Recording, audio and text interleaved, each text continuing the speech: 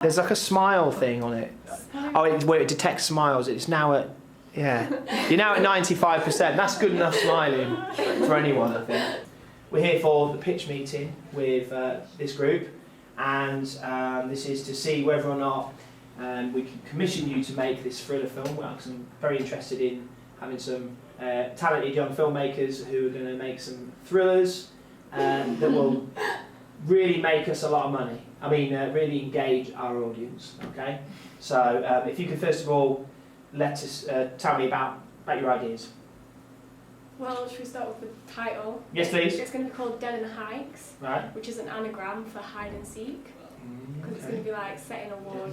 Yeah. Oh yeah, Dead in Hikes. Hike is. Yeah, and there's going to be a runner, so hikes as in, yeah. And obviously, you've got the length of around 122 minutes. What sort of certificate would you be thinking of going for this film, and why? Maybe like a 15 Yeah. to target like a younger audience that because we wanted to make it a horror, so if people like of say age 12 watched it, it wouldn't really be appropriate for them. Okay, so there's going to be some scenes of graphic violence, maybe not in the first 2 minutes, but that's what's going to happen. Yeah. Okay, all right. In terms of audience appeal, why are your audience going to like it? Obviously, you talked about your target audience, 15 to 24, going for a 15 plus audience. But tell us about your audience. What sort of stuff are they? Because it's going to be young characters in it, so we think that they'll be able to relate to, like the viewer will be able to relate to the character, so we think that it'll be more appealing. And it also gives teenagers thrills, however it's not appropriate for children because of the graphic things like that. Okay. So sort of film that kind of like the 12-year-old younger brother or sister will be wanting to watch. Yeah, they'll be wanting to watch it. If they're rebels, yeah. Yeah. Okay, so you want viewers to question our film as it addresses mental and gender issues. Can you give a bit more detail about that, please? Well, like nowadays you get more stuff in the media about mental issues, and like I think it's Mental Issue Week this week. Mm-hmm. So we want like people to address these, to know that it's a real problem and it's not just stereotypes and stuff. Okay. Yeah, we're going to try and be really sensitive around the topic about it. We don't want it to be like insulting to people. Mm-hmm. And same with gender as well. We don't want to like stereotypically you see like the males as the one that's usually the bad guy in the movies, but in this kind of way it's more of like a girl rather than. So you got, what if you were tagline, you are your own worst enemy? Can you explain that a little bit for me in terms of how does that fit with the kind of plot or the idea? Like because obviously like you have a conscience, don't you? And you sort of like fight with yourself over stuff. And because this person has like sort of a split personality disorder, it kind of fits with that as like she wants to like do something, but then something in her head's telling her not to do it, so you're like fighting with yourself sort of thing. Okay, so last bit of life for Courtney when invited. So everybody goes for a jog to get rid of last night's hangover. Okay. Meanwhile, another part of the world, a distressed victims on their last bit of life content nearby. Please, please, please. How can you help someone who's too far gone? When people say live your life like it's your last, on a day-by-day basis, she doesn't remember most of their life. In the last moment, she must decide the best way to spend it is to take a life, but whose?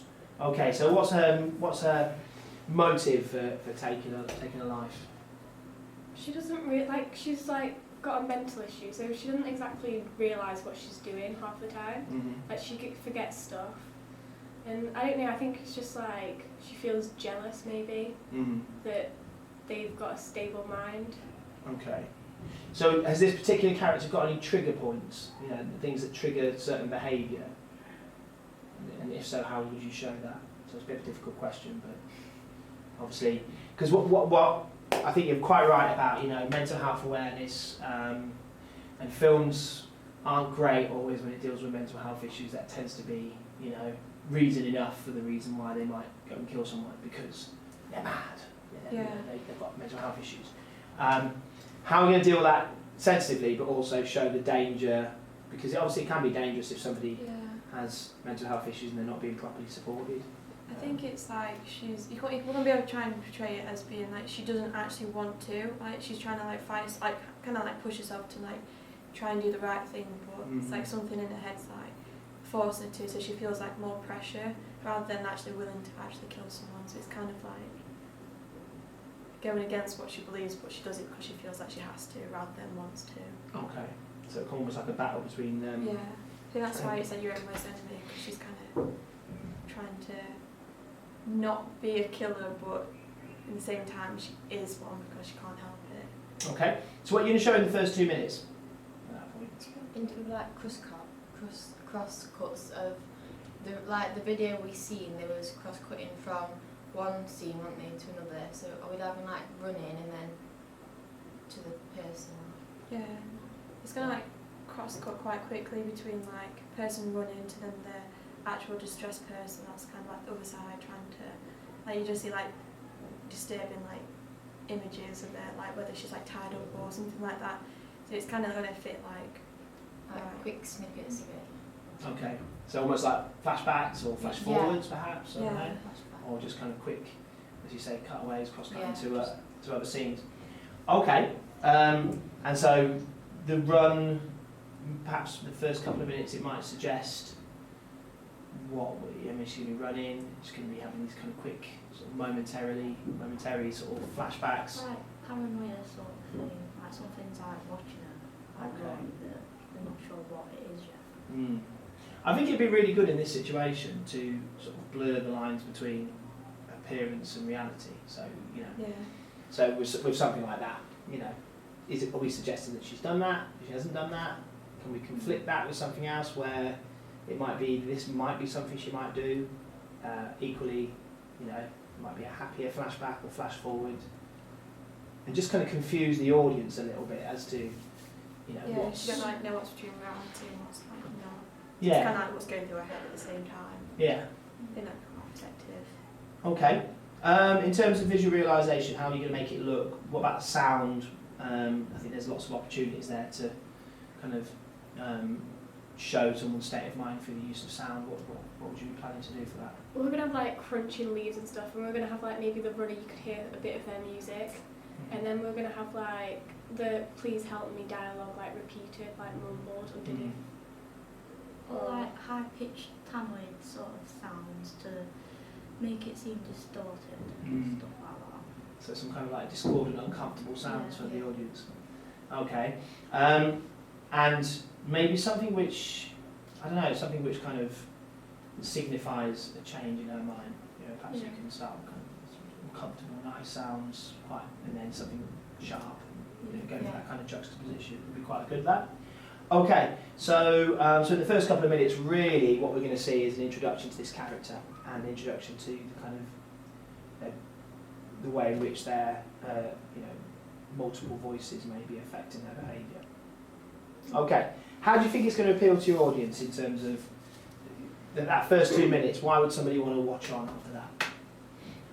We don't completely like go into the film. We like leave kind of like a cliffhanger sort of thing, like who killed who and stuff. Okay. Got anything else?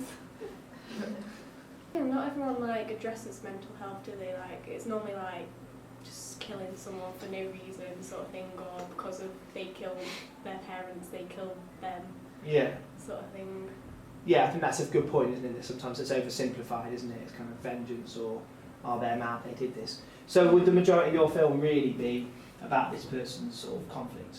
Yeah, we kind of like having it so it's like kind of starting from the end and then going back to the beginning. Like then it's kind of like the rest of the movie would be like showing her like how like stages of her life and how she ended up coming up to this point where she has literally kind of like maybe is too far gone, like we said. Do you think there's issues around sort of mental health issues amongst this target audience that perhaps your film could help with at all? A lot of people our age like have depression and anxiety and all like new ones like that weren't as popular beforehand. So it could probably address their audience a lot. It could maybe help people understand it more. So I don't know, just help them understand what it actually is and what the effect it could have on people. Yeah, absolutely. I also can see some opportunities there, because especially using the flashbacks and using the sort of flash forwards and the other bits and pieces. You know, for a lot of people sometimes, especially now, you know, mental health issues, they can either be helped or hindered sometimes by their online use. Yeah. So it might be something around that, you know, watching somebody constantly reading about sort of, you know, horrific things, whatever it might be. So I was wondering if there's anything you can incorporate there, really, in terms of showing their state of mind. Okay. Have you got an interesting idea? And I think also as well, I like the title. I think your location is kind of is fitting because obviously we've got a lot of woods around here, so you can film that, and it's also kind of it's a typical place where people might feel like some sort of danger might occur. You could perhaps work a little bit more on the idea of how you show their conflict.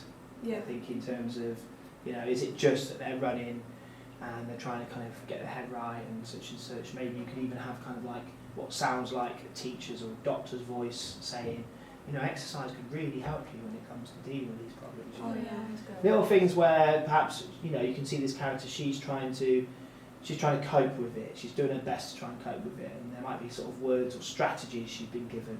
So a good person to speak to without worrying her too much, to say it's research for film, might be Mrs. Better in sixth form, because she knows quite a lot about stuff around mental health issues. And just ask her, you know, what sort of advice would be given, because we want our characters to be shown that they're struggling with this. Okay? Yeah. Because obviously, as you said, and I think you're completely right, show it in a sensitive way, to show it in a way which kind of raises awareness rather than sort of portray somebody as being a demon.